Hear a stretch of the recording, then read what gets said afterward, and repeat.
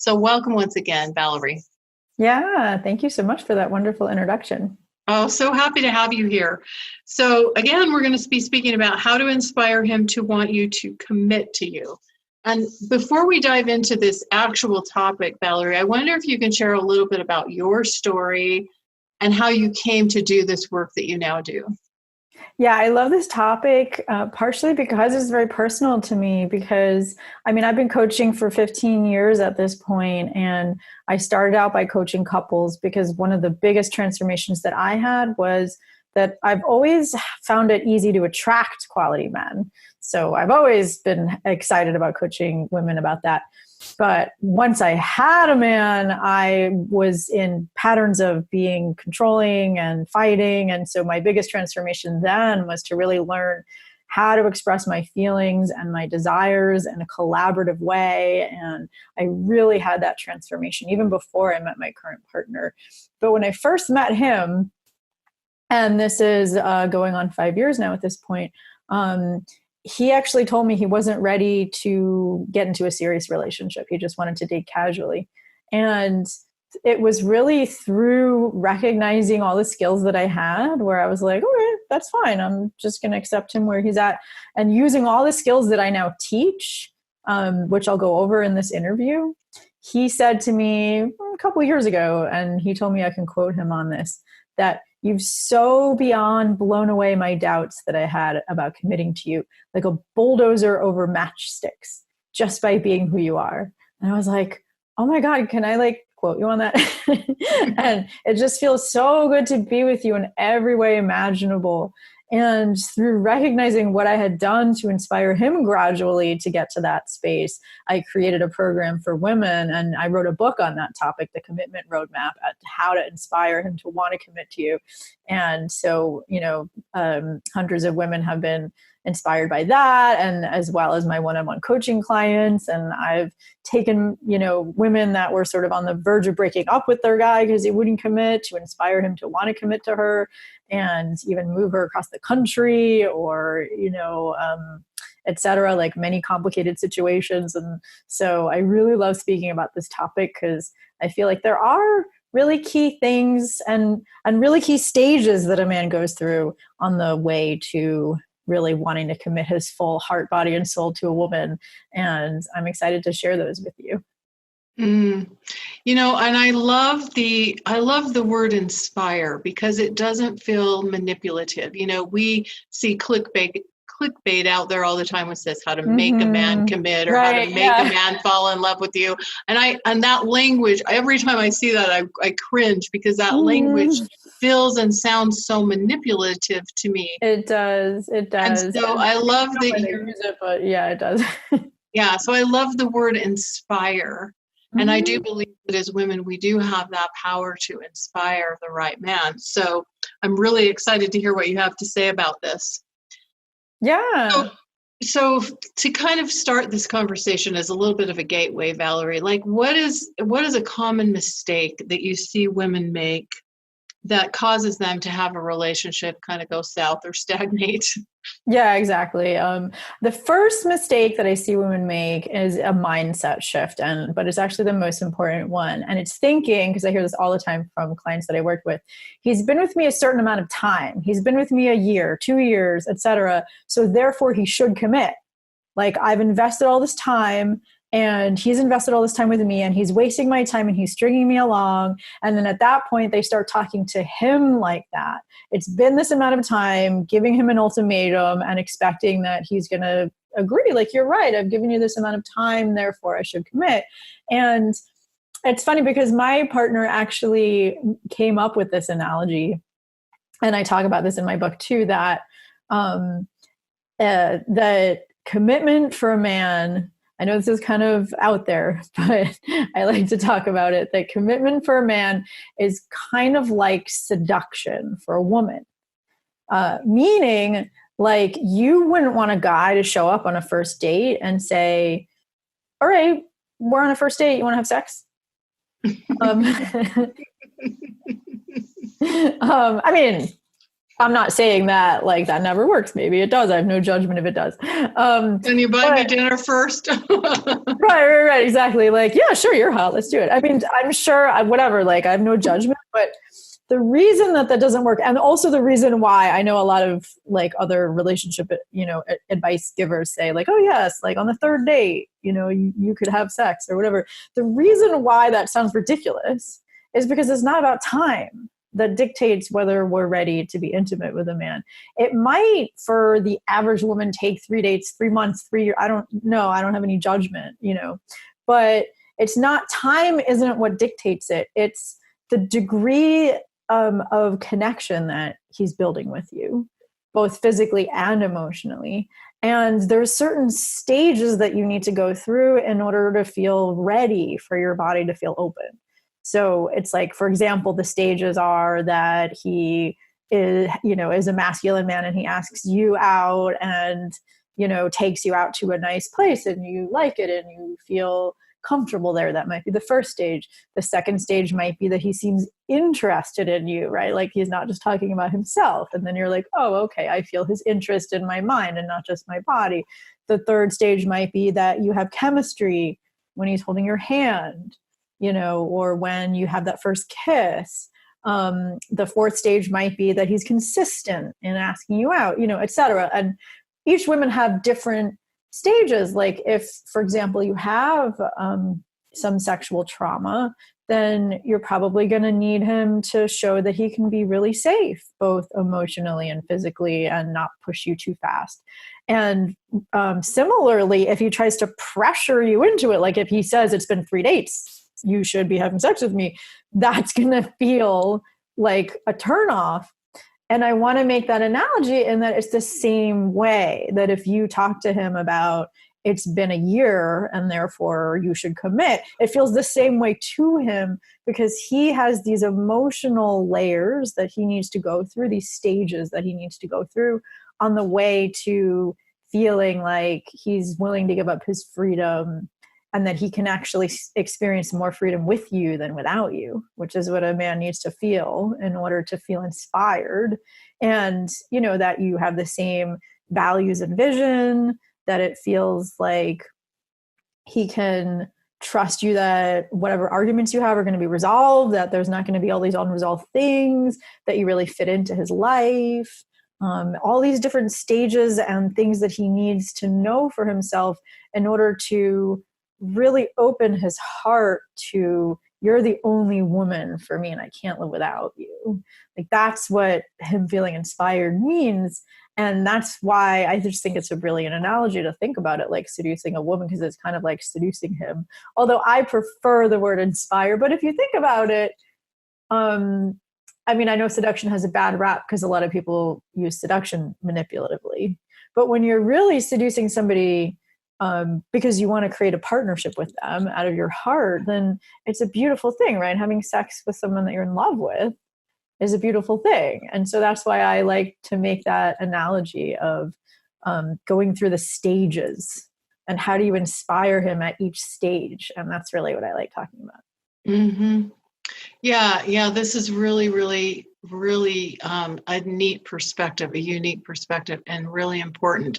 So just to make sure we're clear here, Valerie, the mindset shift that you're talking about is not assuming because you've been together for a certain amount of time or you've got a certain amount invested in a relationship that automatically equates in a man's mind to commitment. Yeah, exactly.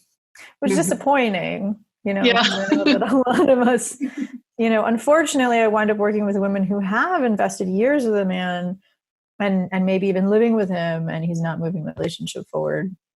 Mm-hmm. And that's an unfortunate situation to be in because then you kind of feel like you're stuck there and you have invested all this time. And so, but even at that stage, it's possible to inspire him. And that's, what I want to talk about in this interview. Mm-hmm. Okay. So thank you for giving us that kind of overview, just kind of to begin the conversation. So how does a woman begin to tell or what are some of the things that we can look for to tell if a man is on that path or is ready for a commitment? Yeah. And here's why it's important to trust his actions and also how he relates to commitment in the rest of his life in order to tell that. Because a lot of men in the beginning say they're not ready. Like my partner said he wasn't ready, and now we're living together and like basically, making all our decisions together and creating a future together. And, but in the beginning, he's like, yeah, I'm just looking to date casually. So even if a man says that, it's important to trust his actions, which means, is he pursuing you consistently? Is he planning in advance to take you out? Does he want to provide things for you? Does he want to keep on talking to you regularly and asking you out regularly, etc.? That's his actions. But I think even more important in the beginning is to start asking him questions. And it's important to do this in a way that's not interrogating. So what's really important to inspire a man in any stage before you ask those questions is basically three things, which I'll talk about because this is really how to inspire him. I know the question is how to tell if he's ready, but I feel like it's important first to talk about how to create a connection with him. But then once you do, I think it's really important then to have your detective hat on to see how he relates to commitment in the rest of his life. But if you just come off interrogating him, then, like I know a lot of women show up on a date and they're like, so do you want kids? I want kids. If you don't want kids, then, this isn't going to work. I don't want to waste your time. Like, and even if he does want kids, he's going to feel like interrogated and not wanting to partner with that woman. So what's really important is being in your heart and being in your body and not your head, and in your feminine energy. And so what that means briefly is that what you're wanting is just to get to know who he is as a person, so you can kind of imagine like you, instead of saying like, well, what do you do for a living? Like, because he's gonna, sense that you're trying to figure out if he makes enough money. You can ask, if you're asking from your heart, then that would sound more like, so what do you enjoy the most about your work? Like you're just trying to find, you're trying to ask questions that get him into his heart. Like, or questions like, so tell me about the happiest time in your life. And if he's ready for commitment, he'll probably talk about something like a project that he created that he felt really proud of, that caused him to commit a lot to it, or a time that he organized a big event for friends that required commitment to something. If he's not ready for commitment, he might just, it's men want fun and adventure at every stage of their life. So if he talks about fun and adventure, that doesn't mean he's not ready for commitment. But you can say like, so what made you choose your career? Which is another one, because it'll show the way that he's able to plan in advance or not, and like whether he's thinking about something that he wants to accomplish in life. Or you can ask him, I'm scrolling down to my notes for these questions. What are your favorite books or movies and what do you like about them is a really good one. And of course you have to be able to answer those questions yourself first. But if he's the kind of person that takes his life seriously, he'll come up with more meaningful movies than like, I don't know, Bill and Ted's Excellent Adventure. Which, I know my partner likes that movie, but that would be first, you know what I mean?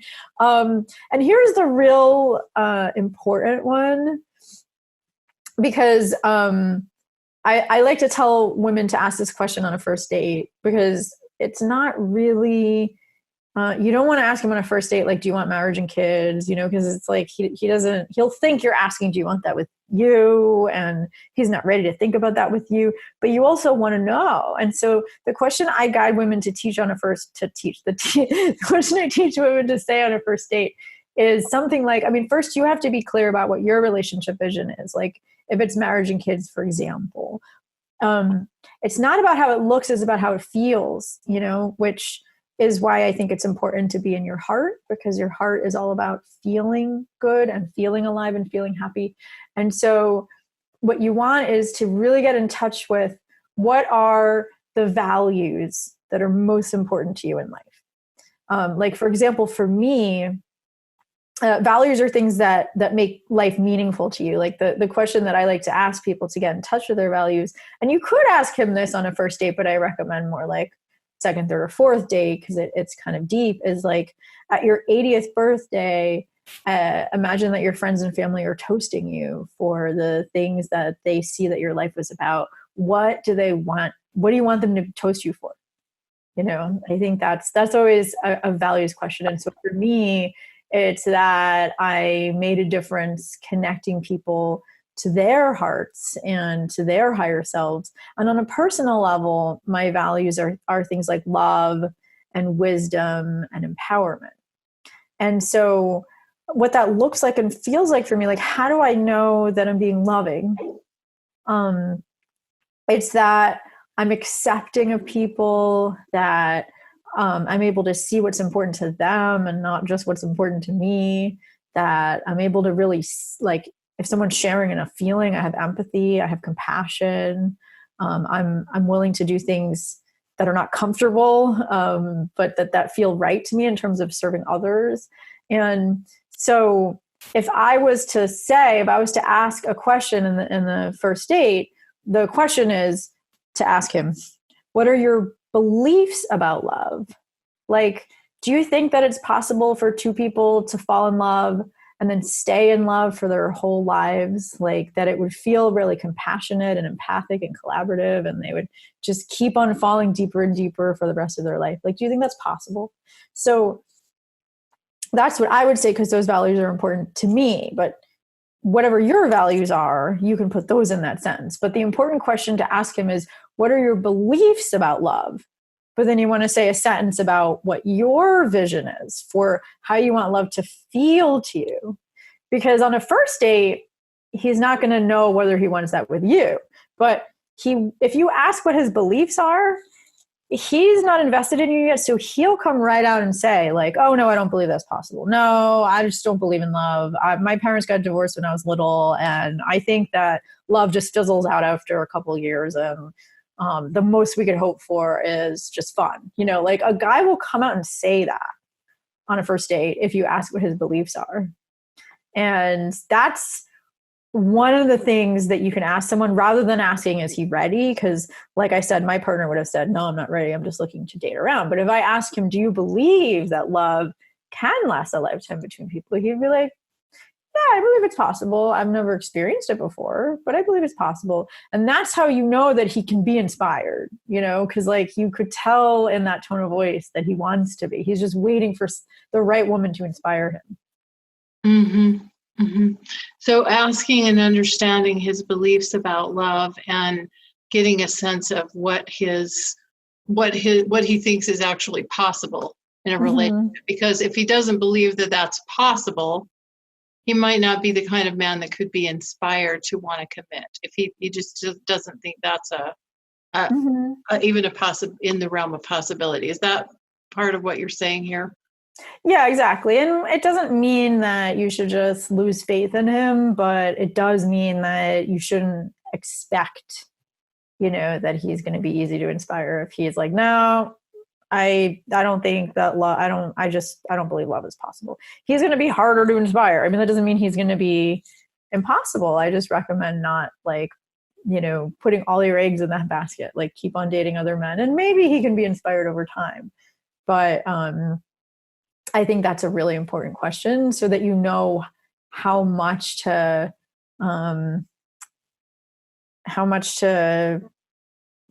I put it? Because I do think that everyone is capable of being inspired, as long as they're not like a narcissist or a sociopath. And I think it's important to educate yourself, because even if they say they are, then they don't know what it is. It's important to educate yourself on how to tell if someone is, healthy or toxic as a personality type. And I think there's a lot of shades of gray, of course. But, if, let's just put it this way, if you're on a timeline, like if you're in your late 30s and you want kids, then I recommend just not focusing on somebody who says they don't believe in love. You want to meet somebody who says that they believe that it's possible, because he'll be more likely to be on your timeline. Yeah. Yeah. So can I ask you a question, a deeper question that I think might be on the mind of some of the listeners, Valerie? Yeah, sure. So I know for a lot of women, whether it's the biological clock thing or whether it's a more mature woman and they're like, I just don't have the time to waste. I know one of the big fears is wasting time and investing ourselves into relationships that are never going to result in that long-term commitment, if that's what women are looking for. And I would say most of the women that are here, that's what they're looking for, that long-term committed partnership relationship. So what if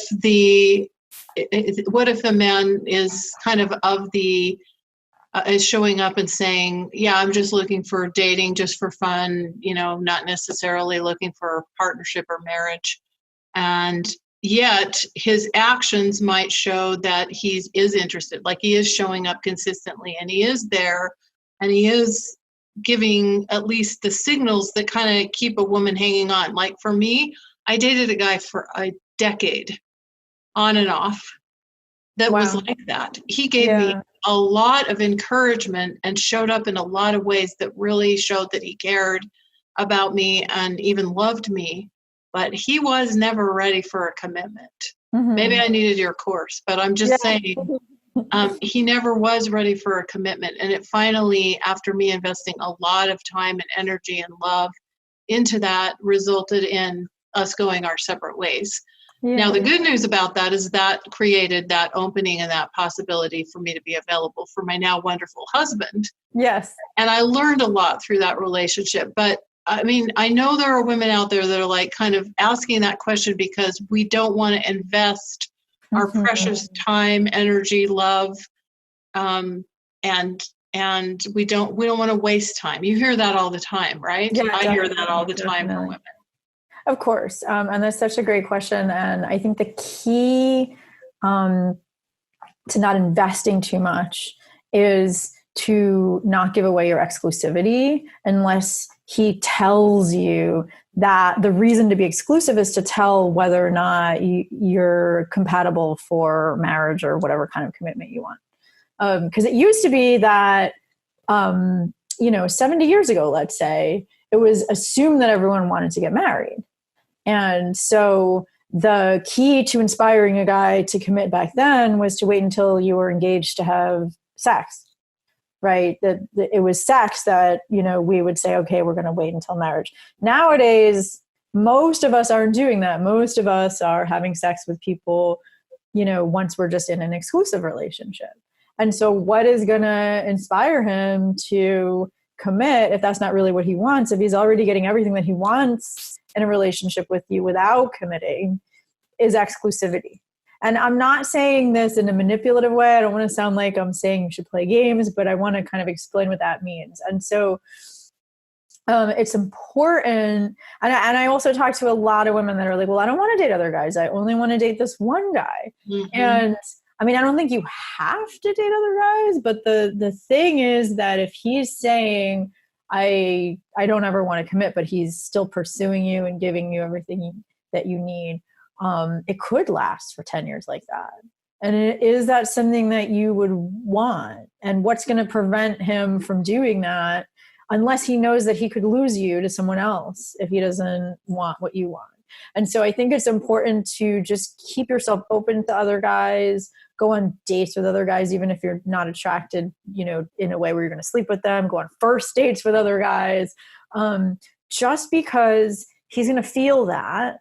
And first of all, you might meet someone else that is commitment oriented and that you are more into if you do that, because I don't only work with spiritual women, but like if you believe that there is someone out there for you, with whatever higher power that you believe in, it might be this guy, it might not be. And the only way to know is to open yourself up to other guys, to see if you feel a stronger connection with someone else. And then he's also going to get this sense like, I could lose her. She's not fully invested in me.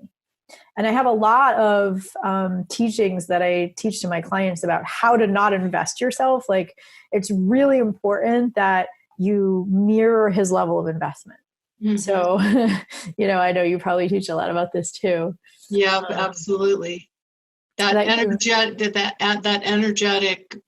to be that energetic match in terms of you're not making him a priority when you're still an option. Right, exactly. That if he's like, you're just an option, then you have to be, and this is the skill that I teach, is how to be vulnerable, but also strong and more committed to yourself than you are to him, before he's committed to you in whatever definition commitment means to you. And what that means is that you would say something to him like, I really want to be with you. I don't want to be with anyone else. I want to just give my heart over to you, and be 100% in. But I can't do that until I know that you want the same thing in relationship that I want. And it's important that you say your relationship in an inspiring way. And this is another thing that I coach women to do, is to say their vision for relationship in an inspiring way. It's not just marriage and kids, like that could be part of it, but for you to say, like, what I want is, for us to grow more deeply in love every day, that we live together, and that we get to know each other on such a deep level that, like we feel like we get each other more than anyone else can. And that I look into our child's eyes and I see you in them. And we're committed to raising our kids with integrity and with love, and to, serve the world in a bigger way. And that's what I want. And I want that with you. But I'm not going to commit to having that with you until you commit to having that with me. And so even though I don't want to, I'm going to also date other people, because I'm more committed to the kind of life that I want to have than I am to you, until you decide that you want what I want, and that's the way that I recommend saying it, because then he's not going to, and he might, if he feels frustrated because he doesn't want to share you, he might just be like, well, you're playing games and you're being manipulative. And then it's important for you to be like, no, I'm not. I'm just recognizing that it's your choice. I'm giving you the choice. Mm-hmm. Mm-hmm. Yeah, I love how you modeled that, how you paint that inspiring vision of what it is that you want to create, and how you share from the vulnerability of what you want. You're sharing from your heart about what it is you really want.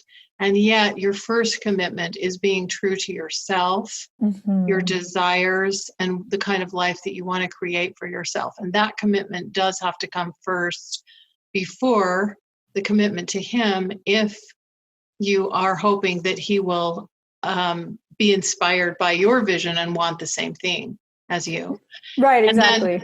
And it's easier said than done a lot of times, like you said, for women to keep dating and to stay open to other possibilities, especially if they really, really like a guy and they really, really want something with him. Because we tend, as women, I know, we tend to really focus in on that, and our heart is there, and we think about them in our minds. And so it's hard to keep open to other possibilities and other men, and to go on those dates, even if you don't feel like, they even come close to comparing with this guy that you're hoping to have. And of course, like, a part of what I do with women is help them to strategize about how to meet quality men if they're not. So if, like, he's the only quality man that then, you could brainstorm how to put yourself in front of higher quality men than you're meeting otherwise. But yeah, it's so hard.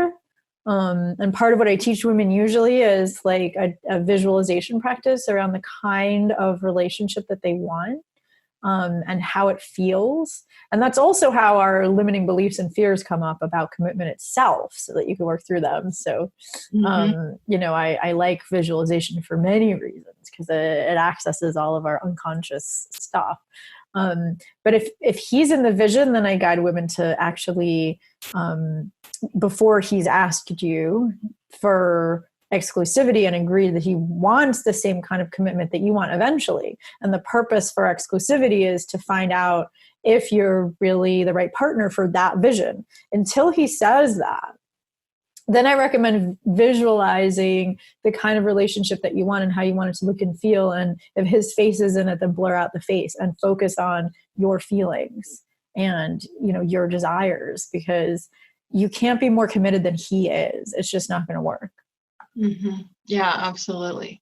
Absolutely. So I think you've touched on this a little bit already, Valerie, but how can, as you're getting to know someone, as you're hoping to create this opportunity to have him be inspired to commit to you, how can you help the man see you as the woman, the one woman that he would like to commit to? Yeah, that's such a great question. So there's several key important points here. The first thing is, and I know it seems kind of obvious, but in order to inspire him, you need to be inspired by your own life. You know, that's like what I tell women, that you'll attract a guy whose masculine energy matches your masculine energy that you're putting into your own life. And so that means that, you know, your career, your self-care practices, you know, your spiritual practice, if you have one, your friendships, your relationships with people in your life, your purpose. Like, you need to be very, I'm not saying you need to be, but like, you'll attract a man who is as inspiring as you are by your own life, you know? So that's a part of how I look at it as being high value, because a man is going to want to be with a woman. I know a lot of coaches talk about what it means to be high value. And I look at high value as being that you're highly empowered in your masculine energy, which is your own purpose and your own career and your own hobbies and your own accomplishments. Because men do want a woman who has strong masculine energy, but that she chooses to be in her feminine energy when she's with him, right? That he feels completely honored by that. And so I look at high value being empowered in both your masculine energy and your feminine energy. So what your feminine energy means in a high value way is that you recognize that whatever he's giving you, you fully deserve it and you don't owe him anything back. And what he benefits by from being with you is feeling successful in making you happy. And so the two qualities I talk about in terms of that are receptivity and responsiveness, meaning that whenever he offers to pick you up, take you out, pay for things, buy you gifts, do things for you, that you're really receptive to that. I know a lot of women don't want to allow themselves to open up to that because they're scared of being vulnerable or they feel they don't deserve it. But a quality masculine man wants to give to you, and what he wants back is to know that he's successful in making you happy. You know, that you're just communicating like, oh my God, that feels so good to receive that. I just, you know, and I teach that a good appreciation actually has three components. The first one is acknowledging what he did. So let's say he cooks dinner for you. You know, so you could say, thank you for cooking dinner for me. And that's an appreciation, but it doesn't go as deep as if you both thank him for cooking dinner for you and then share the positive feelings that it gives you when he does, and then say something about him and something that you admire about him, you know, based on that. So if you're using all those three things, you say, thank you for cooking me dinner. I feel so taken care of. And it just feels so good to have someone else cook for me and I can just relax. And that shows what a giving, generous person you are. You know, so like that is what men want in response for giving, is they want you to be sharing your positive feelings and appreciating in that way, letting him know that he was successful in making you happy. And the second thing besides being high value in relating to a man and inspiring him is inspiring him in his purpose. Because a man is going to want, like I said, masculine men really value freedom more than anything else. And which is why men have resistance to commitment. Mm-hmm. You know, he's going to not want to be tied down. And the only way that he's going to want to be tied down is if he feels like he can have more freedom with you than without you.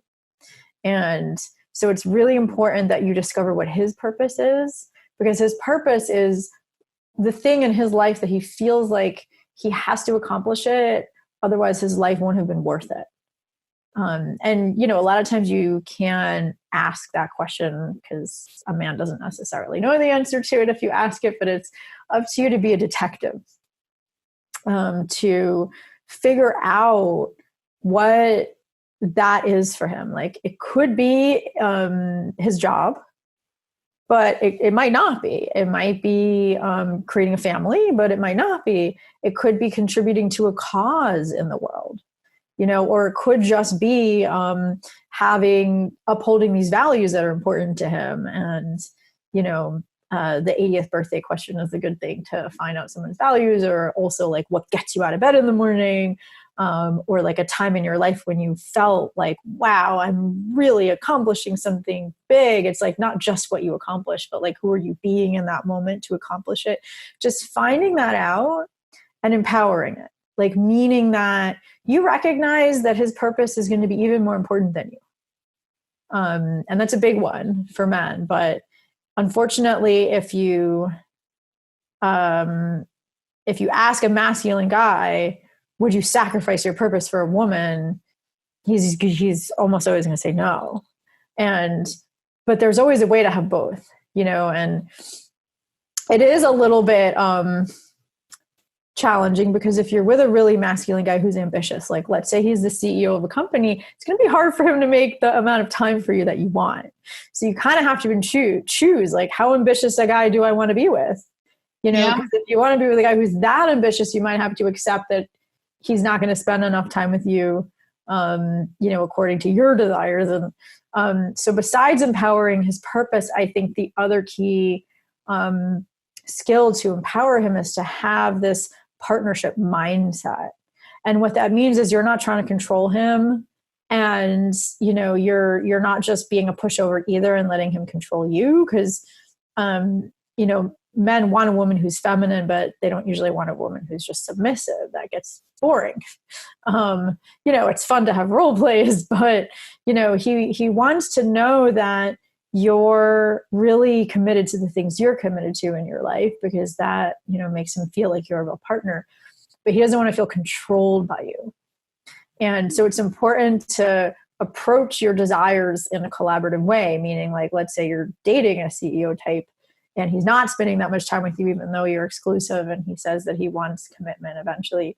You can say, hey, I really, really respect and admire your dedication to your job. And it takes so much commitment to do that.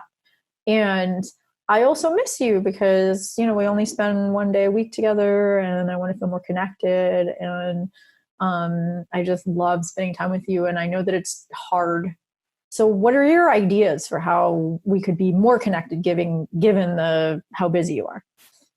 So you're not just like telling him, well, we need to spend more time together and I want 2 days a week instead of one, because that would feel controlling. But you're letting him know like the need is for more time, but you're willing to brainstorm ideas together for how that can be met. Then he'll really feel like you're on his team. Mm-hmm. And that's so important for a guy, because if he feels like you're on his team, then he'll feel like he has more freedom with you than without you, because you're empowering the ways that he already wants to live his life. Even if you're trying to change something about him, it's important to stay in your circle rather than going into his. And because you can kind of look like at communication like a Venn diagram. There's your circle and there's his circle, and your circle is your thoughts, feelings, and actions, and his circle is his. And so you're staying in your circle and you're talking about that you miss him and you want more time, and that would make you feel so much more connected to him. And then you're asking him like what ideas he has, so you're not telling him what to do. And most men just like one of their biggest pet peeves is feeling controlled by a woman. And I'd say that most men who have a healthy relationship to commitment in the rest of their life, they're not scared of committing to a woman. They actually want to commit to a woman. They just don't want to commit to a woman who's going to take their freedom away. Mm-hmm. Yeah. Yeah. So and you've mentioned this, but just to put the accent on it, another thing to look for is how committed he is to other things in his life. Mm-hmm. Right, exactly. Like what's his relationship to integrity and other things in his life? And because I like to say that the way you do one thing is the way you do everything, Mm-hmm. So like if he says that he's, wake up every day at 6 a.m. to go running, but he never does, or, he keeps losing his job for whatever reason, he might commit to you, but like, how committed is he really going to be to the things that are important? So I do think that it's important to just tell that from his character. And, love is only one of the things that makes a relationship work in the long term. Yeah, absolutely. Absolutely. And I love the way you modeled that, asking him, what are your ideas on how we might be able to spend more time together, or that sort of thing. I think in general, what questions are really good questions to ask a man, because they tend to lead to open-ended questions. It's like, I was listening to a video the other day from Lauren Gray, John Gray's daughter, and she was saying, if you ask a man when he comes home from work, how was your day?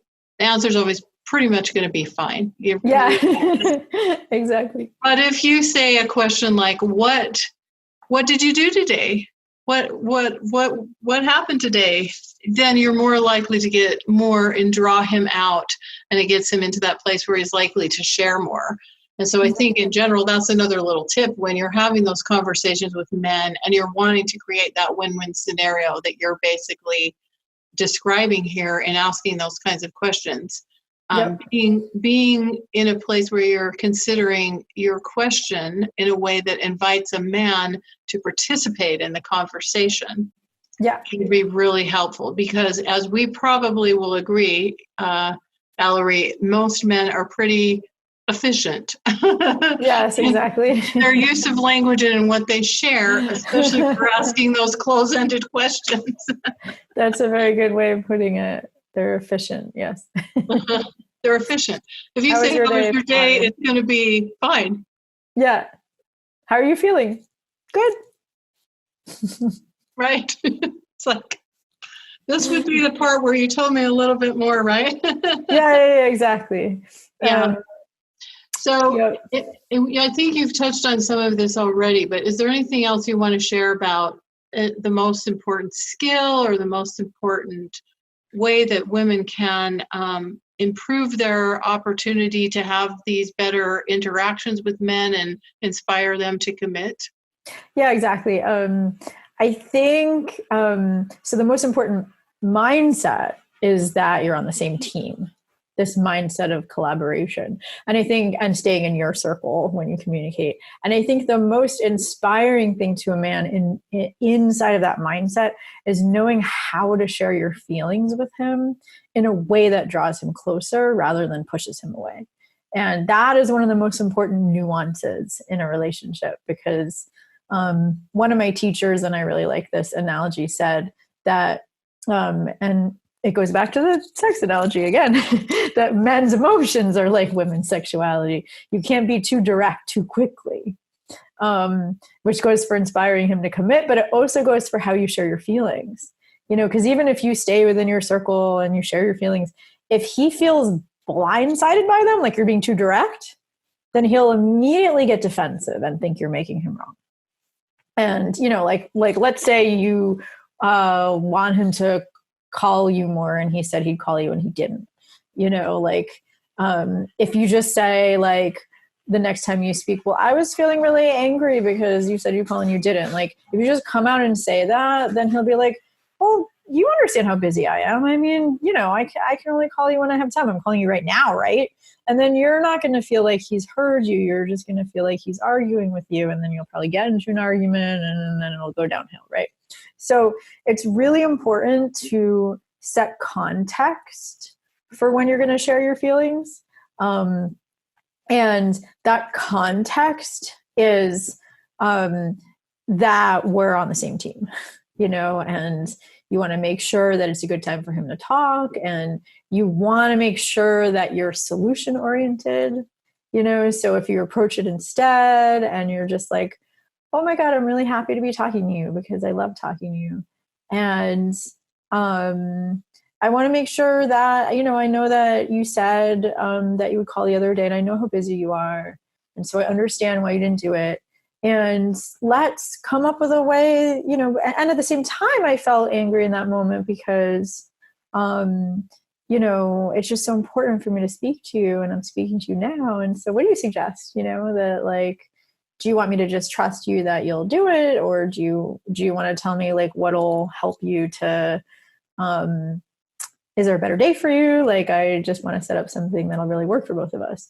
So you're having this solution focused conversation. And in that space, you could still say you're angry. You could still say you're sad. You could still say you were hurt. But it's important that you're creating the right context, because what's important to understand is just that men and women have different vulnerabilities, core vulnerabilities. And that's what the research shows, is just that, like, for example, both men and women fear homelessness as one of the biggest fears that we all have. They fear what? We fear what? Being homeless. Oh, homelessness. Yeah, like that's one of our biggest fears besides public speaking, and death, of course. But they fear it for different reasons. Like, women fear it because it'll mean that they were abandoned by everybody that loves them. In general, obviously I'm generalizing, but this is what the research shows. And men fear it because they'll be seen as a failure. And I think that's really important, because what men in general, masculine men, are committed to more than anything else is succeeding and knowing that they're adequate, they're good enough. And it's not like women don't fear failure. I mean, we all do, but we fear not being loved more. It's more important for us to feel loved than successful. And in general, it's more important for men to feel successful than loved. Not that it's not important for them to feel loved. So when you share your feelings in a way that is just like either out of the blue or in a way that's making him wrong, he'll feel a deep sense of shame, like he's inadequate. And then he'll just, like, usually, unless he's done a lot of work on himself, get defensive so he doesn't have to feel that shame. And then you'll be arguing, or he'll just shut down, which you've probably experienced. I know I have. And then you'll get more mad at him for shutting down. And then, the madder you get, the more he'll shut down. And, or you'll feel abandoned when he's shutting down. So that's usually what happens when we share our feelings. And a lot of women then just don't share their feelings, but then sharing your feelings with a man, especially your positive feelings, but also he wants to know that when you share your challenging feelings, that you're doing it in a way that's on his team and that's wanting to empower him to solve the problem. Because then that's what makes him feel like he can be more in his heart. Because men are just not used to feeling their feelings. And so if you can model for him how to share your feelings in a way that draws him closer and empowers him to solve the problem with you, that's when he'll be like, oh my God, now my heart is so open and I feel so much love for this woman. And I've never felt this way before in my life. No other woman has ever made me feel so deeply emotionally intimate. And this is the feeling that I want always. Yeah. Yeah. And I think this is so powerful, what we're talking about here. I just think this is so important, because if a man feels like he's disappointing you or hurting you, or he's not providing what you need or want, enough times over a period of time, he will withdraw, or he'll shut down, or it will completely destroy the relationship. So creating this atmosphere for a conversation where you're creating an opportunity for solution on the same team, a win-win, and you're still expressing your feelings and asking for what you want and need, but you're doing it in a way where he can really partner with you to provide that for you, is so, so important. Totally. It's one of my favorite things to teach, because it was one of my biggest transformations in my relationships, is really learning how to share my feelings in a way that is on the same team and solution focused. And even now in my relationship, when I do that, my partner is like so eager to solve the problem, and we come up with all these creative solutions, and we feel closer than we did before because we can work it out. And when I don't, like when I, because I'm not perfect, sometimes I'll make him wrong or blame him for something. Then he'd still, even though he's done a lot of work on himself, not always, but a lot of times, he'll get defensive and we'll start arguing. I'm laughing about it, but it's not fun. And then, of course, we have the skills to come out of it and then apologize for arguing and go deeper and solve the problem anyway. But we wasted a couple hours feeling bad, and, it's not fun.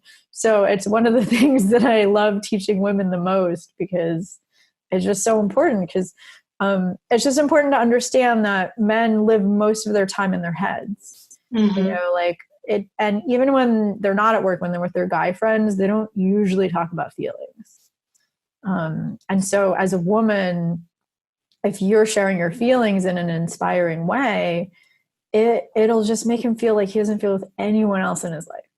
And he'll just feel like, oh my God, there's this feeling I get with this woman that I've never felt before, and it must be love. Obviously there's other things that go into feeling love, but he'll be inspired to open his heart, and then he'll want to do more for you, and he'll want to spend more time with you, and he'll want to make sure that he doesn't lose you. And assuming that you both have compatible visions for your life, then he'll want to keep on moving the relationship forward and giving you the commitment that you want.